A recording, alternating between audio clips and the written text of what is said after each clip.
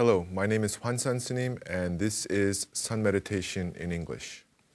So, are we ready to meditate? Great. The topic for today's contemplation and meditation is the life of Sun Master Jeongang, who was the teacher of my teacher, Sun Master Songdam.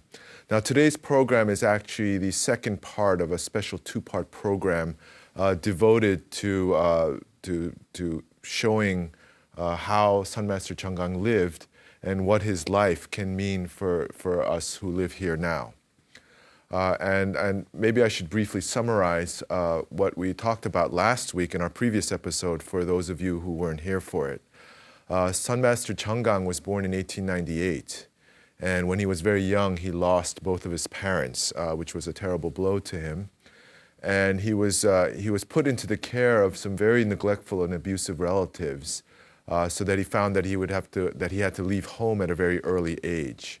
And after wandering around through his native province of South Jeollado province, he ultimately ended up ordaining at Haeinsa Buddhist Monastery. And at Haeinsa, he was being educated and he was living in a stable community for the first time.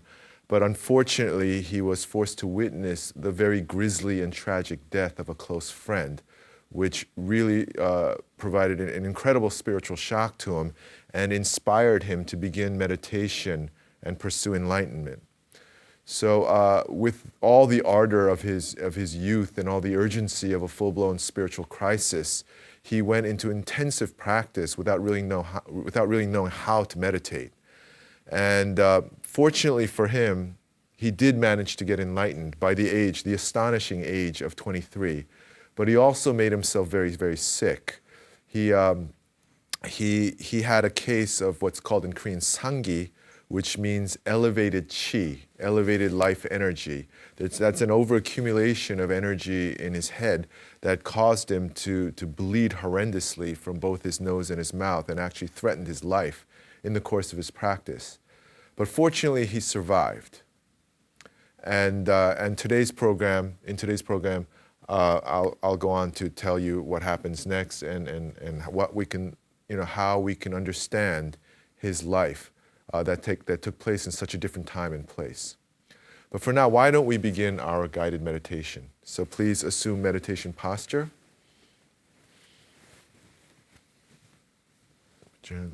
Okay, and we will begin with preparation breathing. In preparation breathing, we breathe in through the nose, completely fill our chest, hold, and then breathe out through the mouth. So together then, breathe in, hold, then breathe out.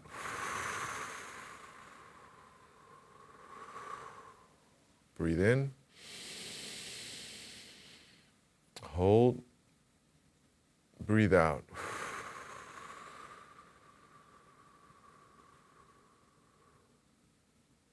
Once again, breathe in, hold, and then breathe out.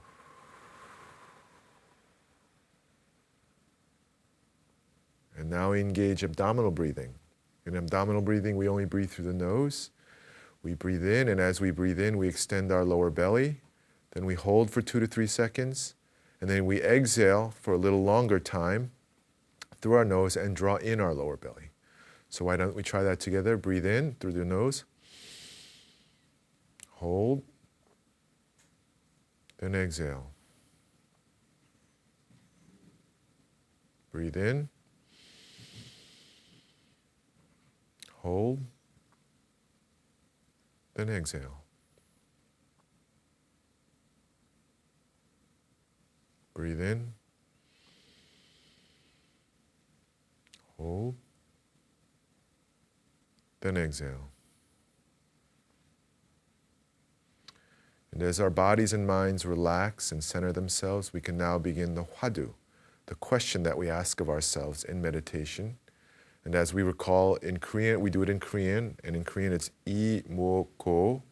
In English, that's spelled Y-I, which means this, M-W-O-T, muot, which means what, and G-O, go, which means is. So in translation, what is this?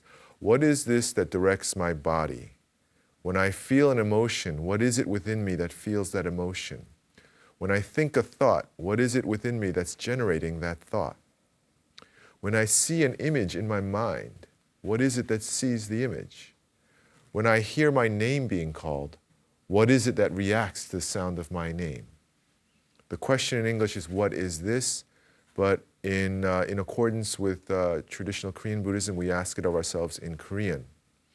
So once again, and we do this question in coordination with our breathing. So as we do abdominal breathing, we breathe in,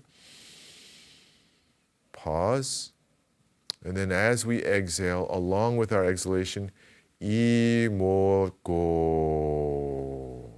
And we let that last syllable go trail all the way to the end of our breath.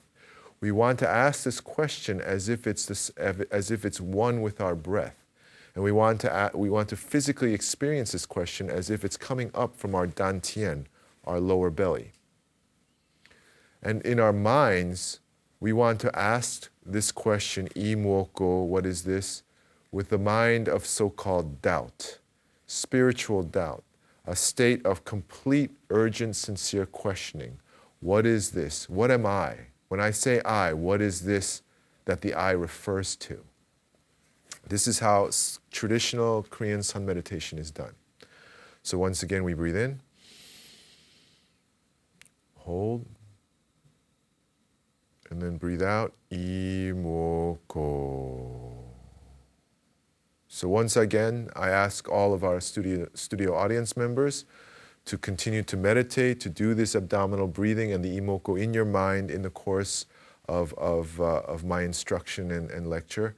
And also I ask all of you viewers at home to continue to meditate as you continue to hear the story of Sun Master Jeonggang in the second part of the special two-part program devoted to his life. So inhale, hold, and then exhale. So Jeonggang Snim was 23 when he attained enlightenment. He was still very sick. And what he did afterward was he went out on the road again and he tried to treat his illness, his sanghi. And as he did that, he began to visit the most renowned, the most illustrious spiritual masters, sun masters of his time.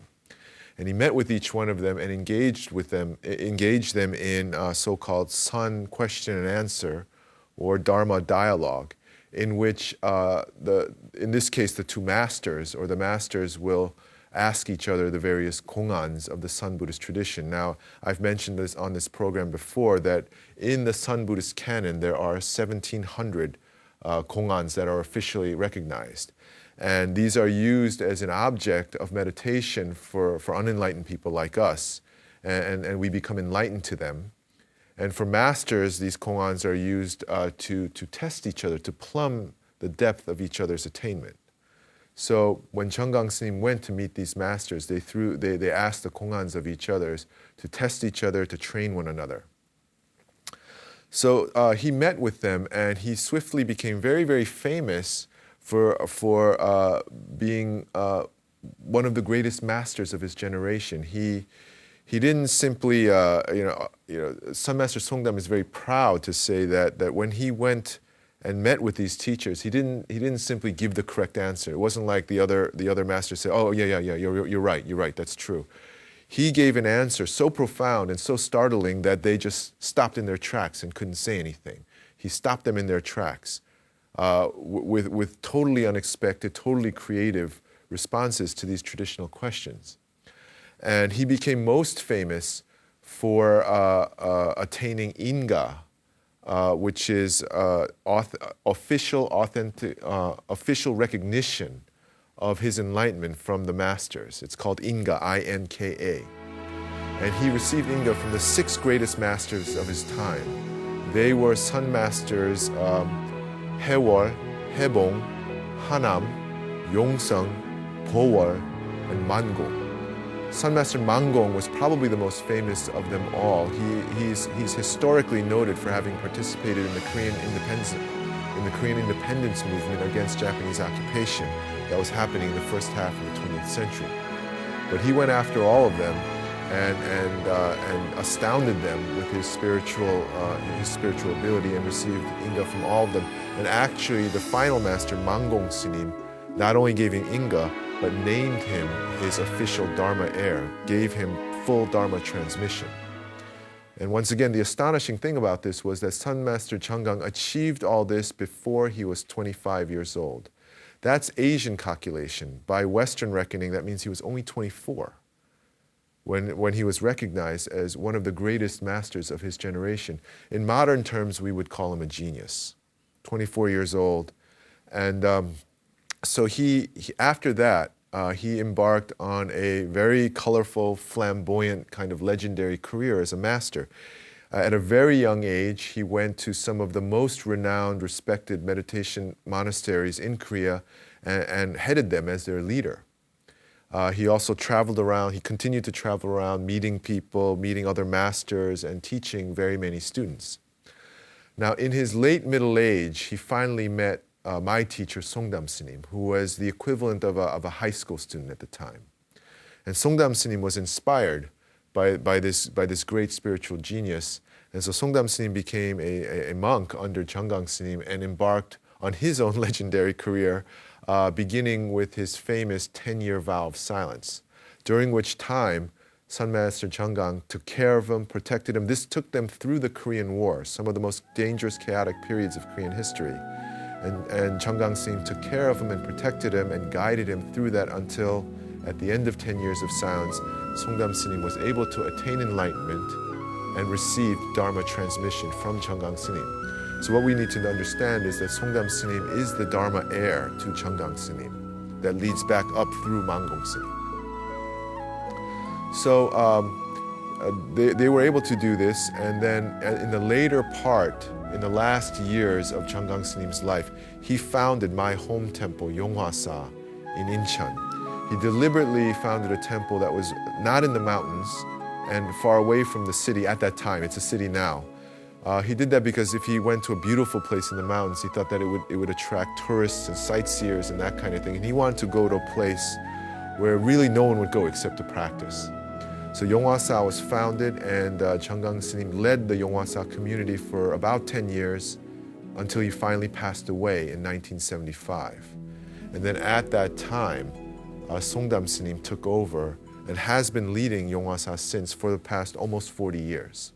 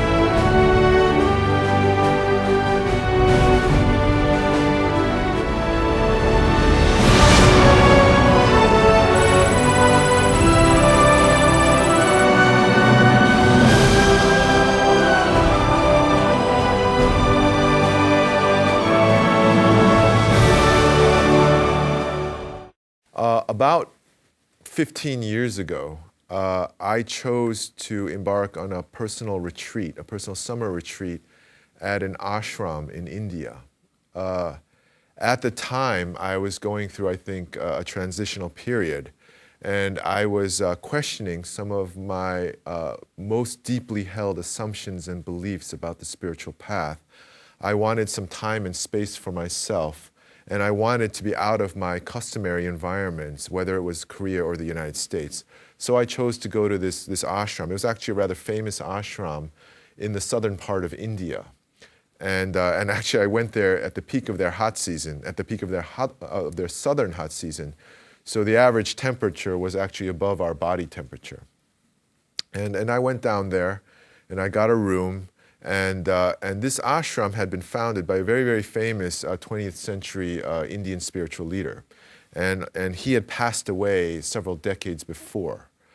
But the community was incredibly faithful and devoted to his teachings, and so the community continued to run as if he were still alive. And the ashram was the center of an entire town that was being managed according to this spiritual teacher's teachings. So I was very, very impressed by their devotion and their purity, and also by the efficiency by which they ran their community. They had medical centers and schools and all sorts of support services.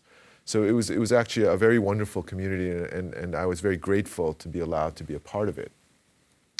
So I was there, and I was meditating, and after a while, I made friends with an elderly brother and sister. I think they were in their late 50s or early 60s at the time. Their names, the man's name, the brother's name was Dananje, and his sister's name was Usha. And they were really wonderful people. Usha didn't speak that much English, but Dananje was quite fluent, and he spoke in this kind of very charming old world European style of English. And they had me over as their guest, on the weekends, like once a week. They gave me dinner, and we would talk. And in the course of getting to know them through these weekly visits, I began to hear about their lives.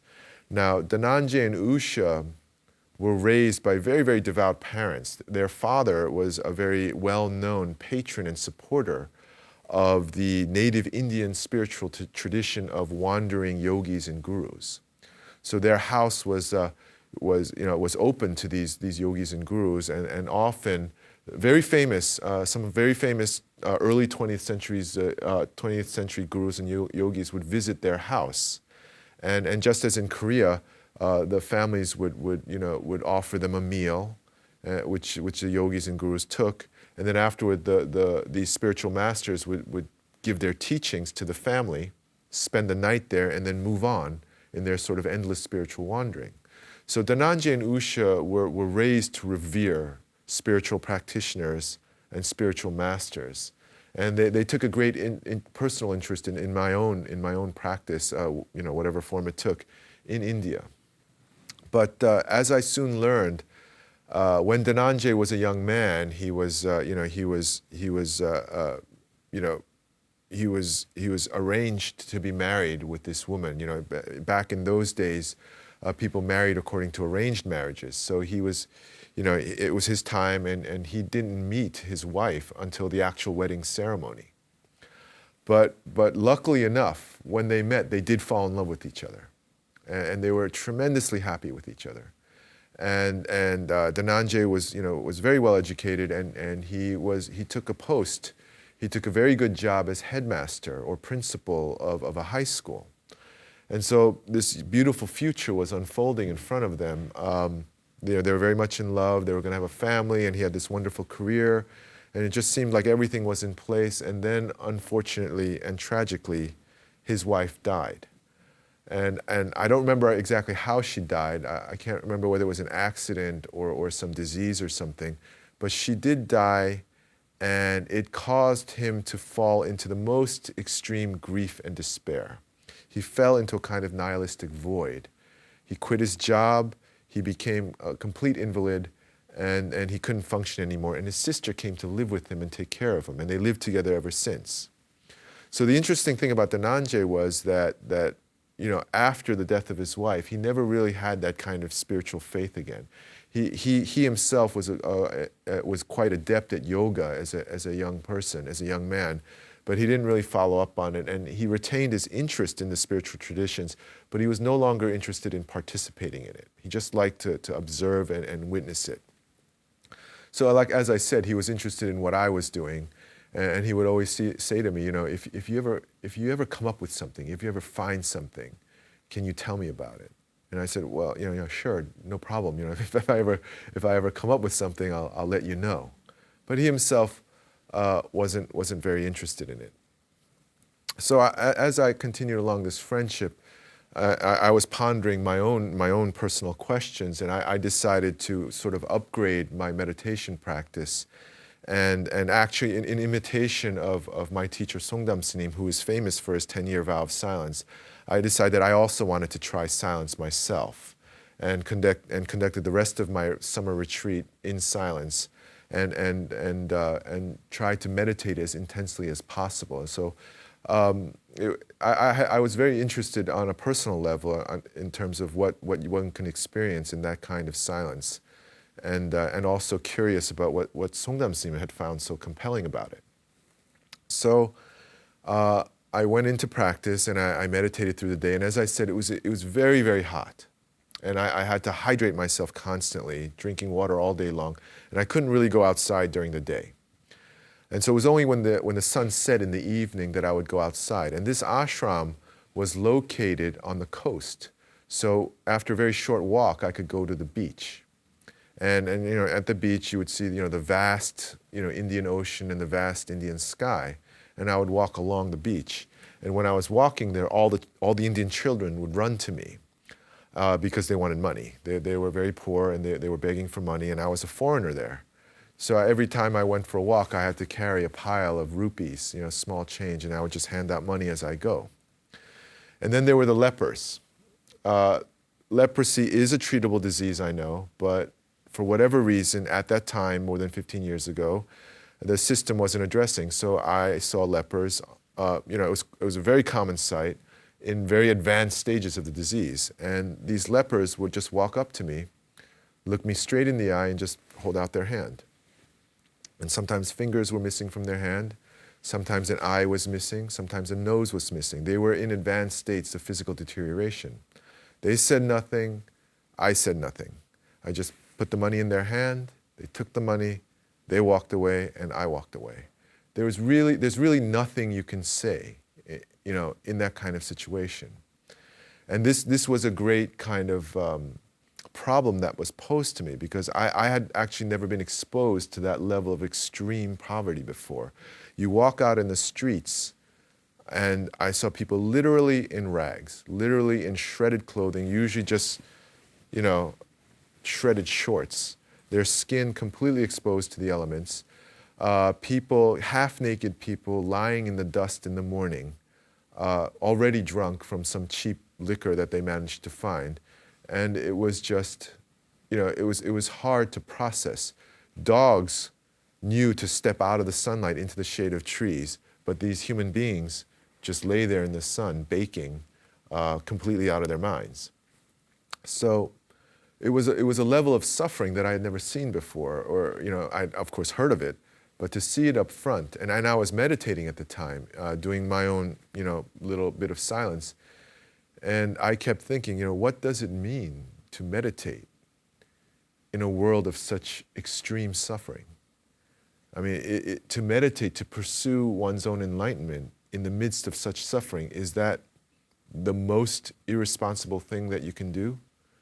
Or is it the proper response, as the Buddha himself taught? So this was very much on my mind as the meditation proceeded.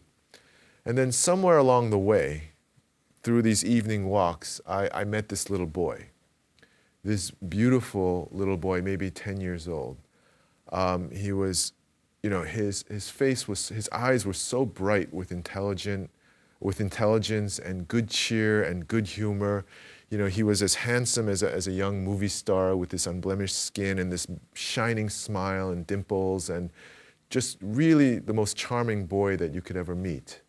And he carried around this bucket, and in this bucket he had this kind of bean paste, which I think was called sundal, and he would go around sundal, and he would come up to me.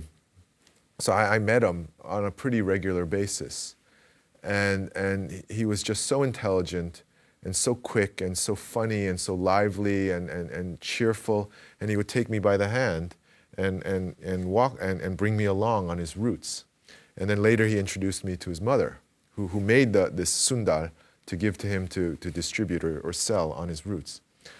So, you know, I met him, and he thought, you know, because I didn't talk, he probably thought I was kind of mentally deficient, but you know, he would look straight into my eyes, and there was communication there, and you know, this lovely, beautiful little boy, you know, that I fell in love with, and I would look at him and just think, wow, you've just really just stolen my foolish heart.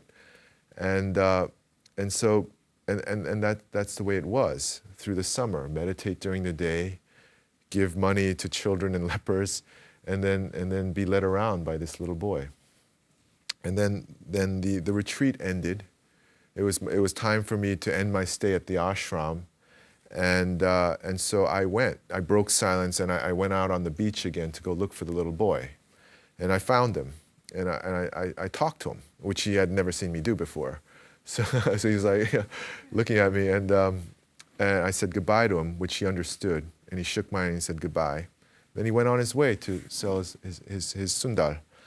And I took my bags and I went to Dhananjay and Usha's house. They agreed to put me up for the last night, and then I would take a train out and travel in India. So I had dinner with them, and I told Dhananjay the story of the little boy. You know, and you know, this remarkable little boy. And I said to him, you know, I saw this boy, and I thought, you know, I looked at him and I thought, are you the reincarnation of Jeonggang Snim? You know, are you the reincarnation of some advanced spiritual master? Has Jeonggang Snim come back to the Buddha's homeland? That's how striking this boy was to me. And I asked Dhananjay, you know, what's going to become of him? And Dhananjay looked at me, you know, in a very serious and sad way, and he said, well, if he's really as smart and good and brave as you say, most likely he'll become a thief or some other kind of criminal. And I suspected that, but to hear it was so disappointing. And so I said to Dhananjay, I said, you're telling me that he's going to become a thief or a criminal because he's smart and brave? And Dhananjay said, yes. If he were unintelligent and weak, most likely he'd end up a beggar. But you're telling me he's smart and brave. So in a little while, he's going to get very angry. And then most likely he will take the route that's available to smart, brave young men, which is to become a thief or a gangster of some kind. So Dhananjay saw me getting very dejected. And he said to me in this kind of charming old school way of his, he said to me, he said, I'm afraid that that's still the way of things around here, my friend. And I said, well, I think I understand that. So why don't we take a break here, and when we get back, I will continue this discussion about what the life of Jeonggang Snim can mean for us. Okay? So we will take our break.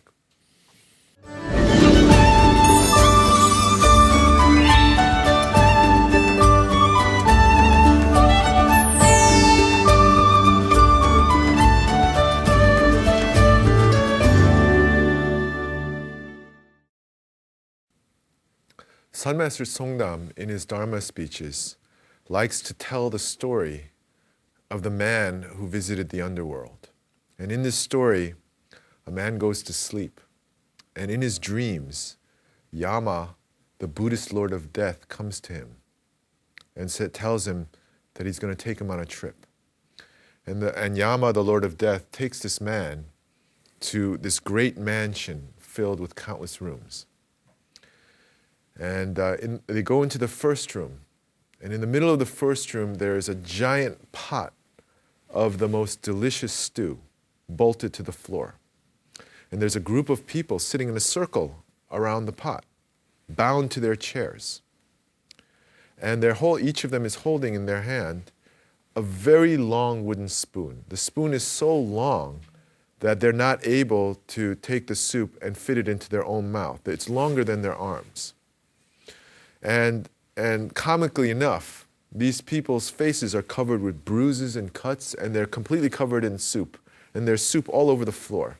Because what's happening is that anytime someone reaches into the stew with a spoon, the others attack with their spoon, start hitting them, knocking the soup out of the spoon. So nobody's allowed to eat, and they're all skinny and emaciated and beaten up, and they're all angry and they're upset, and it's just a complete mess. So the man looks at Yama, the Lord of Death, and he says, you know, where is this place? Where am I? Where have you taken me? And the Lord of Death says, this is hell. And the man's like, oh. Then the man is let out of the room. And they go to the second room. And it's the exact same situation. There's a giant pot of stew bolted to the middle of the floor. There's a ring of people around the pot of stew, bound to their chairs, each of them holding a long wooden spoon that's too long for them to use on themselves. But the scene is completely different.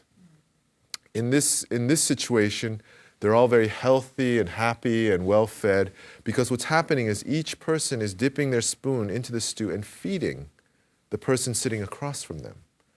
So they're all busy taking care of each other. And so the man looks at Yama, the Lord of Death, and he says, so what is this place? Where have you taken me now? And Yama says, well, this is heaven. And so the man goes, oh. And then he wakes up. And this is a story that comes out. It's a very charming parable. And I think what it means is, I think it's a description of the human condition, the choices we have available to us. I think that the soup represents this planet, this beautiful, lush planet that has more than enough for all of us to eat and go to school and be healthy and whatever. And the choice is up to us. And I think this story, as simple as it is, as childlike as it is, holds special significance for us now at this time in history, when technology has become so powerful and our influence on the natural world has become so pervasive and so destructive that we're now at a crossroads, and our survival as a species is at stake. And I think this story forces us to ask ourselves a question. Are we really going to tear this planet to shreds and burn it down, fighting each other and pursuing our insane, dark appetites and addictions? Or can we learn through something like meditation to conquer our inner demons and learn to take care of each other? Because taking care of each other is probably the only way we can survive as a species. Human beings don't do well physically and individually alone. We have survived as a species because we learned to communicate and coordinate our efforts, to work as a group. This is what allowed us to live in this world against much more powerful, individually much more powerful predators. So this is all that we have, each other, to live in this world. And I think the story asks us, what choice will we make? To fight with one another or to take care of one another. And the reason why I bring up this story is because when I consider again the story of Jeonggang Snim, especially this early period of his life, in his childhood and in his young adulthood, when he went from this terrible family circumstances to transcend it all into enlightenment, I'm struck by how alone he was, how few people there were who took care of him or who even took an interest in his fate. Now, I do understand that Jeonggang Snim chose this life for himself. He had renounced the world and he chose a life of voluntary solitude and voluntary poverty. He wanted a life of noble poverty. And he tells us in his Dharma speeches that there were many times when he had come into some money that he could have lived an economically more feasible life. But at each opportunity, he simply gave the money away, and he embraced poverty as his means of practice. This is something that I personally tremendously respect and admire. I mean, I'm totally on board with it, and I wish I were more like that too. But what makes me sad about his story is still, why weren't there people who knew to take care of such a precious spiritual master? He was a treasure. He was a spiritual genius, enlightened at 23, received Dharma transmission at 25. He had a reckless personality, ferocious, and he went to the limit on things. I wish that there could have been a support system around him to protect him against himself, in a sense, and to take care of him. And maybe he would have lived longer. Maybe he would have been able to give more to the world if he had a system around him. I think also of that Indian boy, the story of which I just told you. And I think of all those children that I saw in India and who came to me. And I kept thinking, isn't there another Jeonggang Snim, another Songdam Snim among these children? if we could just take care of them and guide them and teach them? What is being lost by making these children live this way? And so again, the message came to me that if we don't take care of each other, then we're looking literally at our own destruction. So this is one of the lessons. Typically, when we talk about masters, we want to venerate them, and of course that is the case as well with Jeonggang-s님. But I think the story of his great aloneness in his youth tells us what we have to be. It's a reflection of us.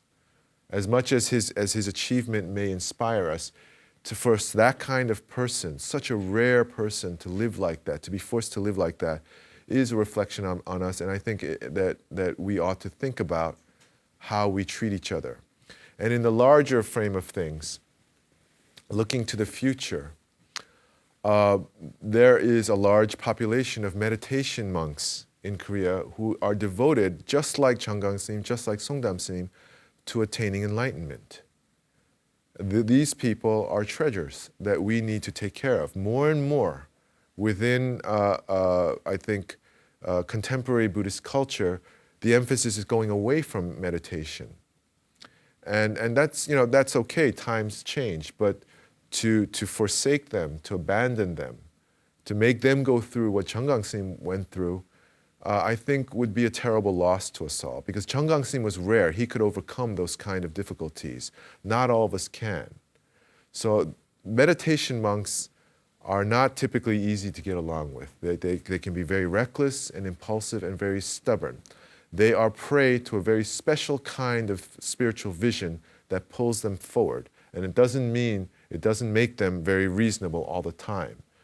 And we should I think that we should recognize, as Buddhists, we should recognize the gift that's been given to them and learn to understand, the problems that come along with that gift. So when I look at the life of Jeonggang-s님, I see also an appeal that we very much support the meditative tradition of monks who are dedicated to meditation, as well as, obviously, the children who are our future. So I think that's the first lesson.